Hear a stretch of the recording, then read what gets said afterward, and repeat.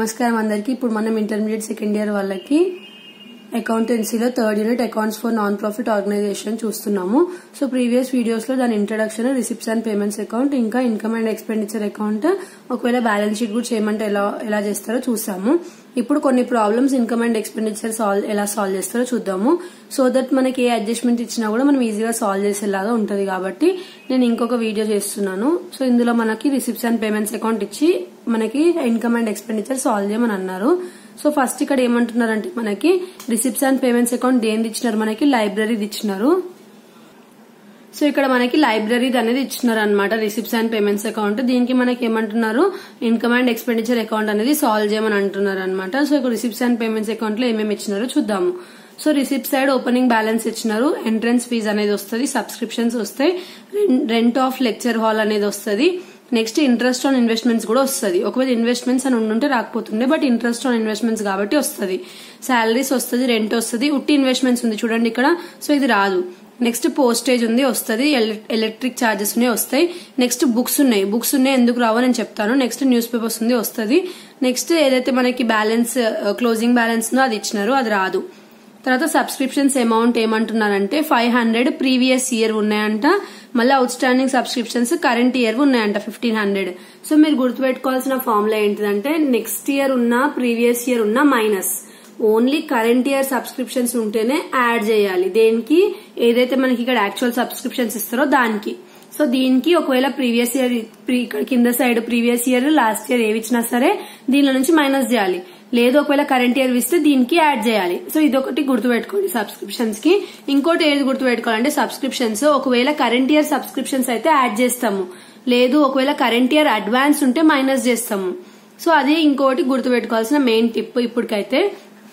So next ఏముంది మనకి ఇక్కడ, సబ్స్క్రిప్షన్స్ రిసీవ్డ్ ఇన్ అడ్వాన్స్ ఉంది. సో రిసీవ్డ్ ఇన్ అడ్వాన్స్ నేను ఏం చెప్పినాను, రిసీవ్డ్ ఇన్ అడ్వాన్స్ ఉంటే మైనస్ చేయమని చెప్పిన. సో 500 మైనస్ చేయాలి. నెక్స్ట్ ఏముంది మనకి ఇంకా కొన్ని ఇక్కడ అడ్జస్ట్మెంట్స్ ఇచ్చినారు. Capitalize half of the entrance fees. So entrance fees ని ఏం చేయమంటున్నారు, హాఫే తీసుకోమని అంటున్నారు అనమాట.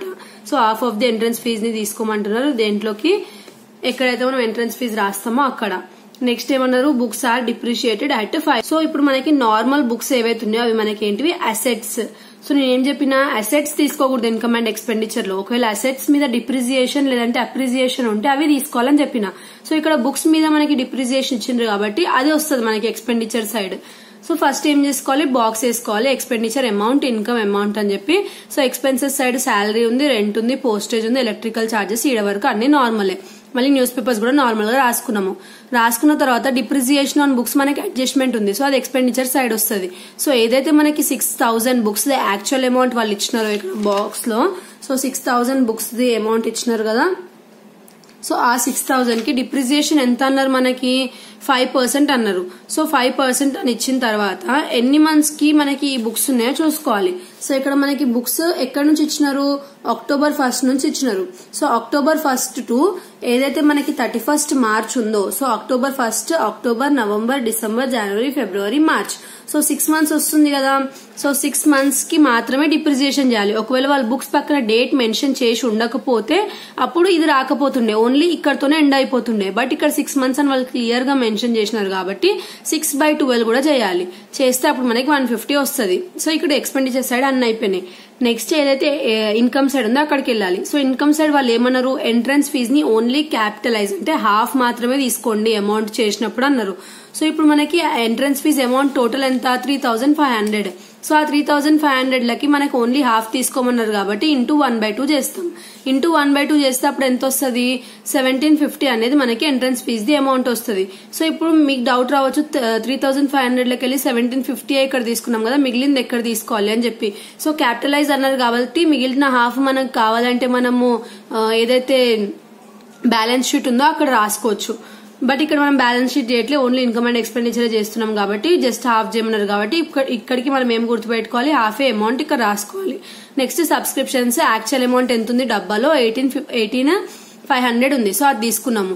తీసుకున్న తర్వాత అందులో నుంచి ఏవైతే ప్రీవియస్ ఇయర్వి, సో ప్రీవియస్ ఇయర్ ఏదైతే సబ్స్క్రిప్షన్స్ ఉన్నాయో వీటిని ఏం చేయమన్నా మైనస్ చేయమన్నా, సో వీటిని మైనస్ చేసుకోవాలి. అప్పుడు ఆ వచ్చిన దాంట్లో కరెంట్ ఇయర్ ఏవైతే ఉన్నాయో అవుట్ స్టాండింగ్వి సబ్స్క్రిప్షన్స్ వీటిని యాడ్ చేస్తాము. తర్వాత మళ్ళీ ఏం చెప్పిన నేను అడ్వాన్స్ ఏదైతే ఉందో కరెంట్ ఇయర్ది దాన్ని ఏం చేయాలి, మైనస్ చేయాలి. సో ఒకవేళ మీకు ఎలా గుర్తుపెట్టుకొని రావట్లేదు అంటే ఇప్పుడు నేను చూపించాను కదా, ఇలా గుర్తుపెట్టుకోండి. నెక్స్ట్ ఇయర్ ఉన్నా ప్రీవియస్ ఇయర్ ఉన్నా మైనస్, కరెంట్ ఇయర్ ఉంటే యాడ్. ఇంకొకవేళ అడ్వాన్స్ ఏదైతే మనం కరెంట్ ఇయర్ లో రిసీవ్ చేసుకుంటామో అది ఒకవేళ ఉంటే అది ఏం చేస్తాం మనము, ఇక్కడ 2 అడ్జస్ట్మెంట్స్ చూస్తాం కదా ప్రీవియస్ వీడియోస్ లో, దాన్ని మైనస్ చేస్తాము. ఒకవేళ current year the out standing ఉంటే దాన్ని యాడ్ చేస్తాం అనమాట. సో అది మీరు కంపల్సరీగా గుర్తుపెట్టుకోవాలి. దానికి ఇది ఒకటే ట్రిక్ అనమాట. జస్ట్ నెక్స్ట్ ఇయర్ ఉంటే ప్రీవియస్ ఇయర్ ఉంటే మాత్రం మైనస్, కరెంట్ ఇయర్ ఉంటే సబ్స్క్రిప్షన్స్ యాడ్. ఒకవేళ కరెంట్ ఇయర్ అవుట్ స్టాండింగ్ ఉంటే యాడే వస్తుంది, లేదు కరెంట్ ఇయర్ ది అడ్వాన్స్ ఉంటే ఏం చేస్తాం, మైనస్ చేస్తాం అనమాట. ఇప్పుడు మనకి సబ్స్క్రిప్షన్స్ వరకు అయిపోయింది. అయిపోయిన తర్వాత next rent of function hall తీసేసుకున్నాము, ఇంట్రెస్ట్ ఆన్ ఇన్వెస్ట్మెంట్స్ తీసేసుకున్నాము. సో ఇది మనకి వాళ్ళు ఇచ్చిన టోటల్ అన్ని ఏవైతే వాళ్ళు ఇచ్చినారో అన్ని అడ్జస్ట్మెంట్స్ తో పాటు మొత్తం అన్ని కంప్లీట్ గా అయిపోయినాయి. సో అయిపోయిన తర్వాత నెక్స్ట్ ఏం చేస్తాము, 2 సైడ్స్ టోటల్ చేస్తాం. సో ఇక్కడ మనకి ఏమైంది, ఇన్కమ్స్ అనేటివి ఎక్కువ ఉన్నాయి అనమాట, 24,200. దాన్ని 2 సైడ్స్ రాసుకుంటాం. సో ఈ 24,200 లోకి వెళ్ళి ఈ అమౌంట్స్ ఏవైతే ఉన్నాయో ఈ న్యూస్ పేపర్స్ వరకు అవన్నిటిని మైనస్ చేస్తాం. చేస్తే అప్పుడు మనకి ఇక్కడ సైడ్ తక్కువ వచ్చింది అమౌంట్, అందుకే ఇక్కడ మైనస్ చేసినాక వచ్చిన అమౌంట్ ని ఇక్కడ రాసుకుంటాము. రాసుకొని దానికి ఏం చేస్తాము, excess of incomes over expenditures, అంటే ఇన్కమ్స్ ఎక్కువ ఉన్నాయి ఎక్స్పెండిచర్స్ కంటే. సో అందుకే ఇదేంటిది మనకి సర్ప్లస్ అంటే ప్రాఫిట్. సో ఇలా సర్ప్లస్ వస్తే మనము బ్యాలెన్స్ షీట్ లో క్యాపిటల్ ఫండ్ కి ఏం చేస్తాం, యాడ్ చేస్తాం అనమాట. ఒకవేళ డెఫిసిట్ వస్తే మైనస్ చేస్తుండే లయబిలిటీస్ సైడ్. నెక్స్ట్ ఇంకొక ప్రాబ్లం చూద్దాం ఇందులోనే, 6th వన్. సో ఇది మనకి ఏమంటున్నారు అంటే స్పోర్ట్స్ క్లబ్ దంట, దీని రిసిప్ట్స్ అండ్ పేమెంట్స్ అకౌంట్ ఇచ్చినారు, ఇంకా ఎక్స్పెండిచర్ అండ్ ఇన్కమ్ అకౌంట్ చేయమని అంటున్నారు. So receipts and payments side ఏమున్నాయి మనకి, సబ్స్క్రిప్షన్స్ వస్తాయి, డొనేషన్స్ 50,000, సో హ్యూజ్ అమౌంట్ కాబట్టి రాదు. నెక్స్ట్ లెగసీస్ ఉంది, సో లెగసీస్ కూడా మనకి రాదు, లెగసీస్ మనం బ్యాలెన్స్ షీట్ లో తీసుకుంటాము, సో అది కూడా రావట్లేదు. నెక్స్ట్ ఏముంది, ఎంట్రన్స్ ఫీజు ఉంది, నెక్స్ట్ లైఫ్ మెంబర్షిప్ ఫీజు ఉంది, తీసుకోము. నెక్స్ట్ స్పోర్ట్స్ ఇన్కమ్ ఉంది. సో స్పోర్ట్స్ ఇన్కమ్ అనేది మనకి ఇది స్పోర్ట్స్ క్లబ్బే కాబట్టి స్పోర్ట్స్ ఇన్కమ్ అనేది వస్తుంది. నెక్స్ట్ ఏమొస్తుంది, సన్రీ ఇన్కమ్ వస్తుంది, సేల్ ఆఫ్ న్యూస్ పేపర్స్ వస్తుంది. నెక్స్ట్ ఏదైతే పేమెంట్స్ ఉందో ల్యాండ్ ఉంది, land asset, building asset, furniture asset, sports material కూడా ఎసెట్. స్పోర్ట్స్ ది ఎక్స్పెండిచర్ ఇచ్చినారు, స్పోర్ట్స్ ది ఇన్కమ్ ఇచ్చినారు, స్పోర్ట్స్ ది ఎక్స్పెండిచర్ ఇచ్చినారు. సో దీని ఇన్కమ్ సైడ్ తీసేసుకుంటాం, దీని ఎక్స్పెండిచర్ సైడ్ తీసేసుకుంటాం డైరెక్ట్. నెక్స్ట్ ఏముంది, జనరల్ ఎక్స్పెన్సెస్ ఉన్నాయి. సో జనరల్ ఎక్స్పెన్సెస్ ఏం చేస్తాము, నార్మల్ గా తీసేసుకుంటాం, మ్యాగజైన్స్ తీసుకుంటాము, క్లోజింగ్ బ్యాలెన్స్ రాదు, ఓపెనింగ్ బ్యాలెన్స్ వీళ్ళు ఇవ్వలేదు. సో ఇప్పుడు మనకు ఒకవేళ డౌట్ రావచ్చు, స్పోర్ట్స్ ది ఎక్స్పెండిచర్ ఉంది, స్పోర్ట్స్ ది ఇన్కమ్ ఉంది. ఒకవేళ నార్మల్ గా స్పోర్ట్స్ అని ఏమైనా ఇచ్చి ఈ 2 ఇస్తే అప్పుడు ఏమవుతుంది, బ్యాలెన్స్ షీట్ లో మనకి ఇక్కడ సైడ్ లయబిలిటీస్ సైడ్ నార్మల్ గా స్పోర్ట్స్ పర్ సపోజ్ ఏమనుకుందామంటే ఇక్కడ సైడ్ 2 స్పోర్ట్స్ అని ఇచ్చినారు అనుకోండి, 2 స్పోర్ట్స్ అని డైరెక్ట్ ఇచ్చినారు. సో ఈ స్పోర్ట్స్ అని డైరెక్ట్ ఇచ్చినందుకు ఈ 2 ఇన్కమ్ అండ్ ఎక్స్పెండిచర్ ఇచ్చినా సరే అప్పుడు ఇన్కమ్ అండ్ ఎక్స్పెండిచర్ సైడ్ తీసుకోము. ఎందుకు తీసుకోము, ఎందుకంటే స్పోర్ట్స్ అని దాని యాక్చువల్ ది మెన్షన్ చేసినారు కదా. పర్ సపోజ్ ఇప్పుడు టోర్నమెంట్ ఎక్స్పెన్సెస్, టోర్నమెంట్ ఇన్కమ్ అని ఉంది.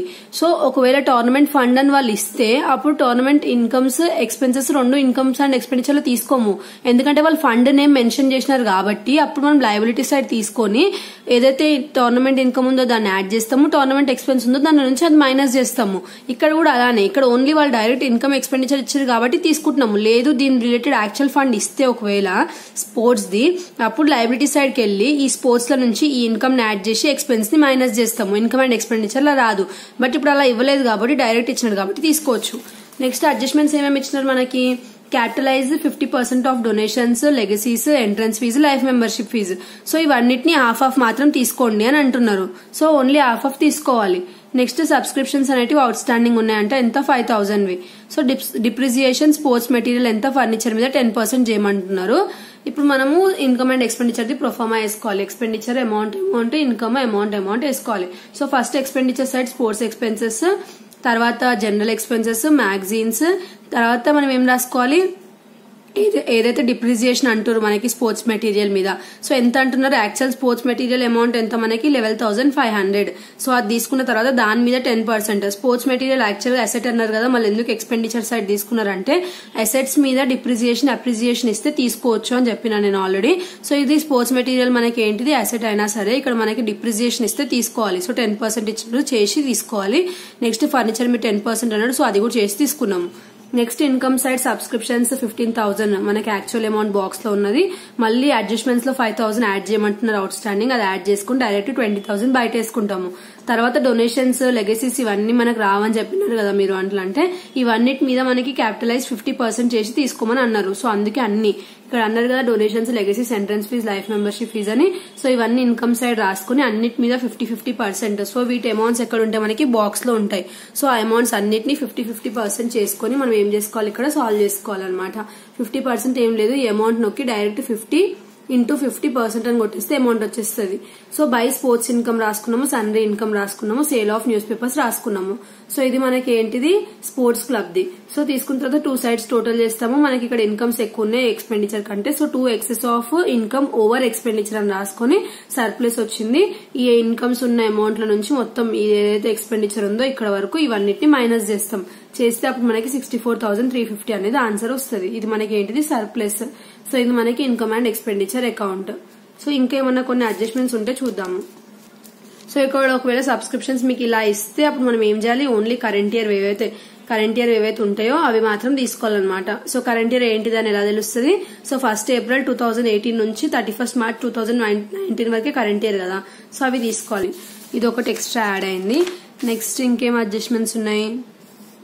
ఒకవేళ ఇప్పుడు దాకా ప్రీవియస్ లో చెప్పినా కదా నేను, ఒకవేళ ఏదైనా అసెట్ వాళ్ళు సేల్ చేసినామని చెప్పి దాని వాల్యూ ఏమని ఇస్తే ఇప్పుడు మనకి ఇక్కడ ఇచ్చిన చూడండి asset the value old furniture value ఏమో 320 బట్ బుక్ వాల్యూ ఏమో 120. అంటే 120 ఉన్నదాన్ని మనం 320కి అమ్మినాం కాబట్టి మనకి ఎంత ప్రాఫిట్ 200 ప్రాఫిట్ అనేది వచ్చింది.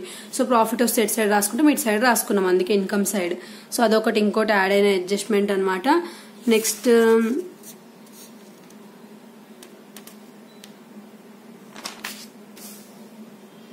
ఇక్కడ స్పోర్ట్స్ మెటీరియల్ మీద ఓపెనింగ్ బ్యాలెన్స్ పర్చేజ్ ఇచ్చినారు, క్లోజింగ్ బ్యాలెన్స్ ఇచ్చినారు. పర్చేజెస్ మనకి ఎక్కడ ఎక్స్పెండిచర్ సైడ్ ఉంటుంది.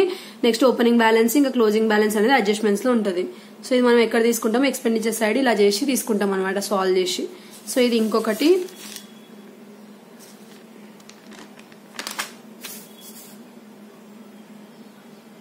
సో ఇలా మనము ఏవైతే అడ్జస్ట్మెంట్స్ ఉన్నాయో అవన్నిటిని చూసుకుని ఒకసారి జస్ట్ ప్రొఫార్మా రీడ్ చేసుకుంటే సరిపోతుంది. సో ఇది మనకి income and expenditure account. Next వీడియోలో ఇంకొక యూనిట్ స్టార్ట్ చేద్దాం. Thanks for watching.